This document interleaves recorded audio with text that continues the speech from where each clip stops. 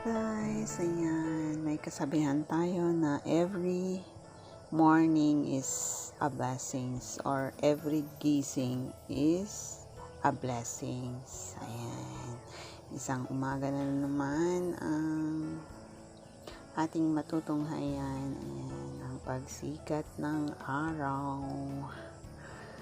Actually guys, wala naman talaga akong pang-upload. Ayan, sinend lang yan ng asawa ko sa akin. Ayan, sinend niya yung mga tanim niya, yung mga garden namin sa likod ng bahay. Ayan, nagtanim siya ng mga kalabasa, palaya, pag bitter ka sa buhay, ayan ang nababagay sa'yo. Bitter melon. Joke lang. Ala lang. Ganito lang ang life.